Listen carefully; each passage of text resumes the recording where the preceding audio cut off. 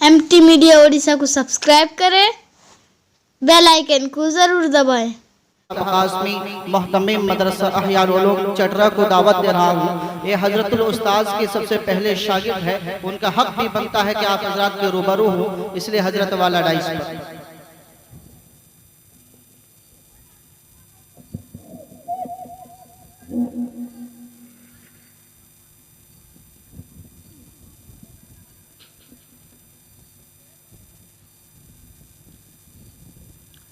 नहमदहु व नसल्ली अला रसूलिहिल करीम अम्मा बअद।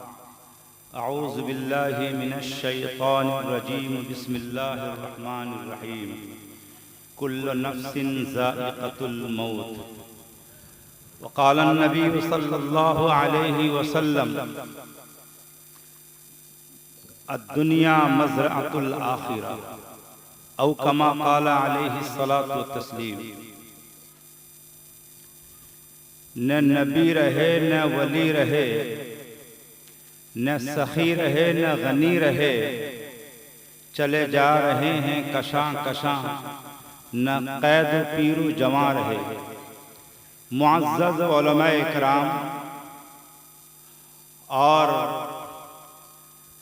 हज़रत रहमतुल्लाह अलैह के ताज़ियती इजलास में आने वाले मेहमानान इकराम, भाइयों और बुजुर्गों, दोस्तों, खुसूसन खुशमंडल, बरहमपुर, बाबूजंग, पटना, नक्शपुर, हैदरशाही वगैरह से आए हुए मौलाना के मुहिब्बीन और मुताल्लिकीन और नौजवानों और अजीज बच्चों, आप हजरात को इल्म है कि आज का ये जलसा हजरत मौलाना रहमतुल्लाह अलैह की ताज़ियत पर मुनक़िद किया गया है, उनके इसाले सवाब के लिए।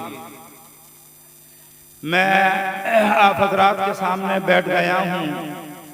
हमारे अकाबिर उलमाए किराम हजरत अलहाज हजरत मौलाना अबू सुफियान साहब कासमी दामत बरकातुहुम तशरीफ फरमा हैं, और भी हजरत अल्लामा मौलाना नकीबुल अमीन बरक़ी कासमी दामत बरकातुहुम मोहतमिम मरकज़ुल उलूम सुंगड़ा व सदर जमीयतुल उलमा ओडिशा, वो भी तशरीफ फरमा हैं। इनके मौजूदगी में हमारी लबकुशाई यकीनन अदब के खिलाफ है, लेकिन क्या करूं, मुझे बहुत दुख और सदमा है कि हजरतुल उस्ताद हजरत मौलाना कारी निज़ामुद्दीन साहब रहमतुल्लाह अलैह, हमें यकीन नहीं था कि मौलाना इतना जल्द रुखसत हो जाएंगे। कोई ख़ास उम्र भी नहीं थी, 74-75 साल की उम्र है, लेकिन उनकी मेरी आखिरी मुलाकात दुशंबा के दिन मोहम्मदपुर की मस्जिद में, मौत से सिर्फ 3-4 दिन कबल की बात है।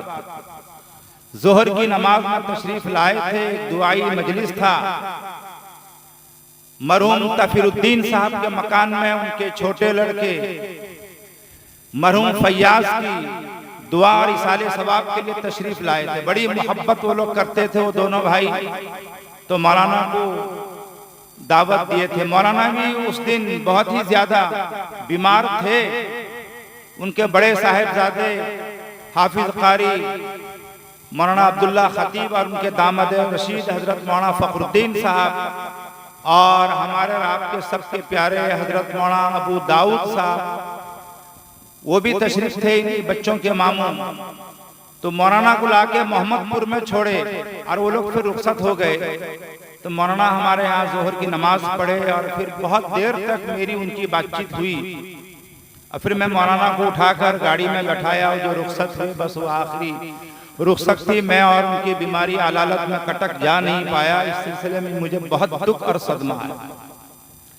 मेरे भाई और बुजुर्गों, दोस्तों, हजरतुल उस्ताद जिस सरजमीन में आप बैठे हैं, उनकी चलत फिरत रोजाना सुबह शाम, दिन के टाइम में, रात के टाइम में, जब कभी भी आप उनकी खिदमत के लिए बुलाते थे, वो आपके बच्चों के निकाह, जनाजा, दुआया, कलमात और बहुत सारी खिदमात वो हमारी इस इलाके में उन्होंने दिया है।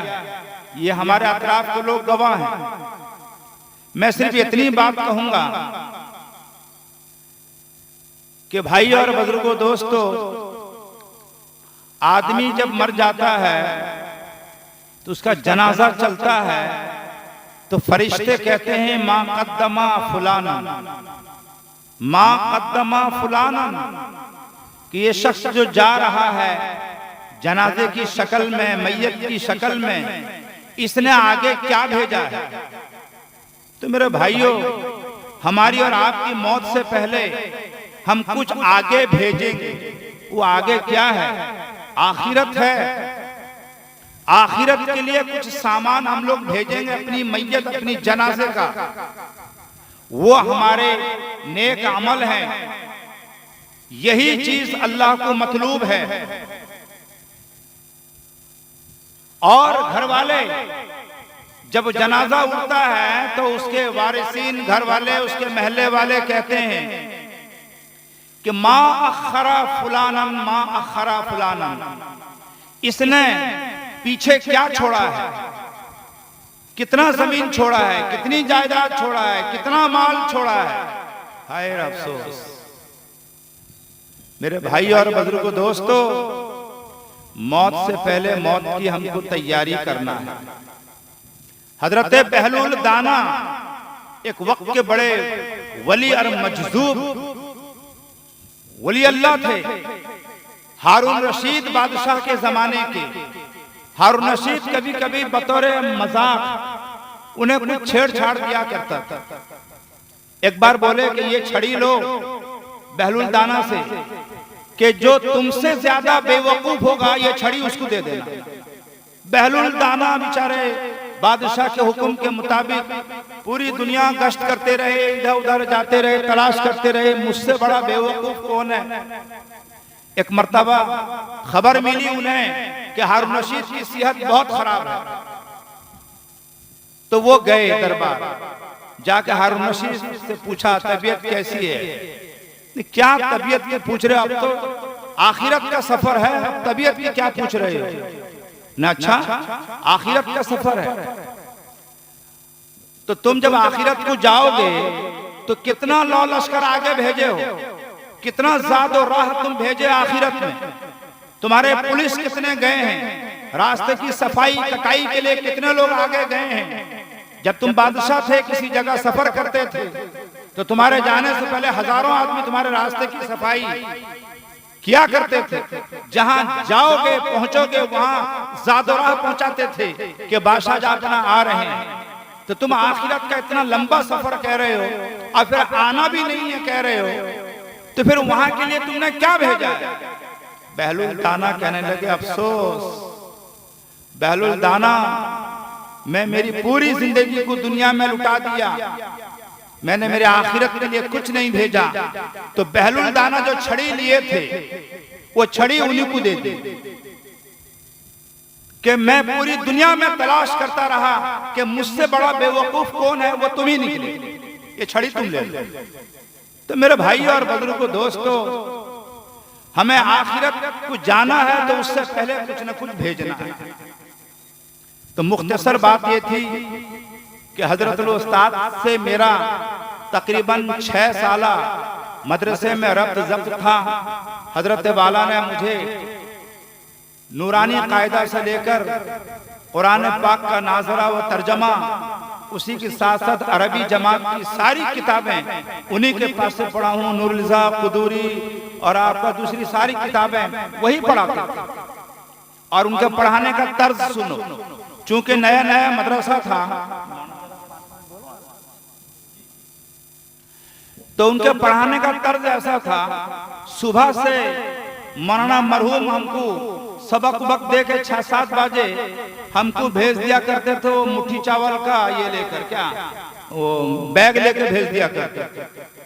बहुत सा जगह गए हम लोग, जगतसिंहपुर तक गए, पूरा बालूविशी का मुट्ठी चावल हम ही लोग वसूल करते थे। अलगर्ज एक बार हम लोग नक्शपुर गए थे, नक्शपुर से वापसी में बन के ऊपर हेटा निकला था, हेटा। उस जमाने में हेटा बहुत हुआ करते थे। तो हम लोग जहां भी ब्रिज बन रहा है वहीं पर हेटा निकला था। तो हम लोग भी 2-4 बच्चे थे, मुट्ठी चावल लेकर आए थे, 2-4-5 केजी दिए थे नक्शपुर वाले। हम लोग भी दौड़े उसके पीछे। अलगर्ज उसको कुछ हिंदू बिरादर और हम लोग 2-4-5 नक्शपुर के मुसलमान वो उसको नदी किराने दौड़ाते हमारे बरहमपुर के फील्ड के सीधे उसको उठाए।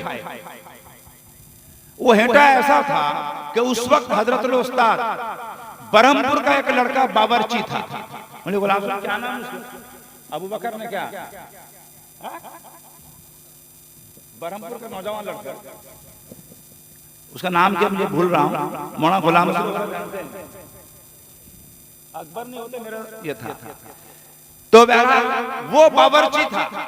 हजरतुल उस्ताद बैठ गए हुआ हांडी साल में उसके साथ मिलकर पका रहे थे। तो हमारे मदरसे का दरवाजा ऐसा है कि बन की तरफ से हेटा सीधा आया और आके मौलाना के रूम में दाखिल हुआ और मौलाना के रूम से एक छोटा सा दरवाजा हांडी साल की तरफ था जो अभी बैतुल खला बना हुआ है। तो सीधे वो जंप किया और वो मौलाना के गोद में। मौलाना घबरा गया। बहरहाल वो लड़का और मौलाना जल्दी से उसको ऐसा वैसा किए तो वहां से वो निकल के फिर भागा हमारे ये जंगल की तरफ। तो इतने में हम लोग भी दौड़ दौड़ के आ रहे थे। तो मौलाना बोले मुझे अब्दुल भाई, अरे वो हेटे उठे से सबका पड़ा जी, हम लोग तो दौड़ा के ला रहे हैं। उस वक्त हम लोग बच्चे थे, मुठ चलो नहीं, वो जना हमारे मदरसे के अंदर दाखिल हो गया और मेरे गोद में आ गया। तो बहरहाल एक वाकया वो है जो हमारे बचपन का। वहीं पर हजरतुल उस्ताद जब जुम्मे के दिन में रहना होता था सुगड़े में, तो हमारे मसूद नाना और मुख्तार भाई मरहूम के अब्बा इन दोनों को बाकायदा वो जिम्मेदारी दे के जाते थे कि जरा मेरे बच्चों के साथ दिन में जुमे के दिन खेला कूदा करोगे। चूंकि वो मदरसा छोटा सा कुरिया था, वो ईदगाह के चारों तरफ जंगल था, बहुत सारे सांप निकलते थे।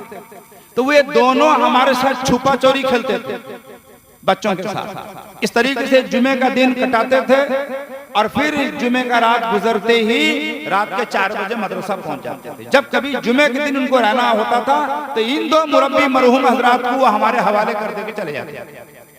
वरना हमेशा जब भी घर गए हमारी अंजुमन जुमरात को रात के 11 बजे खत्म करके हमको सुला के वो निकल जाएंगे, फिर रात के 4 बजे आके पहुंच जाएंगे। हमें मालूम भी नहीं था कि मौलाना घर जाते। इस तरीके से हम लोग दिन भर मुट्ठी चावल वसूल करते थे और मगरिब से लेकर रात के 10 बजे तक पढ़ते थे। तो बहरहाल बहुत कुर्बानी हमारे साथ उनकी है, बहुत सारे वाकयात भी हमारे साथ उनके हैं। ये बड़े उलमा किराम यहाँ बैठे हैं, उन वाकयात को मैं गिना नहीं पाऊंगा। वैसे आपके पास कैसे गिनाऊं, आप लोग सभी वाकिफ उनके खिदमत से। तो अल्लाह ताला मेरे उस्ताद मोहतरम को उनके कब्रों को नूर से मुनव्वर अता फरमाए, करवट करवट जन्नत नसीब अता फरमाए, बाल बाल उनकी मग़फ़िरत फरमाए, उनके दरजात को बुलंद फरमाए। इसी के साथ मैं आप हजरात को ये चंद बातें कहकर आपसे रुखसत होना चाह रहा हूं। फिर इंशाअल्लाह कभी मस्जिदों में मौका मिलेगा जुमा में तो मैं बताऊंगा हजरत उस्ताद के सिलसिले में। अभी ये वक्त नहीं है, अभी तो हमारे बड़े उलमाए किराम तशरीफ सब हैं, उनसे आप सुनेंगे। वमा अलैना इल्लल बलाग। अगर वीडियो अच्छी लगी तो लाइक करें और तमाम दोस्तों को शेयर करें।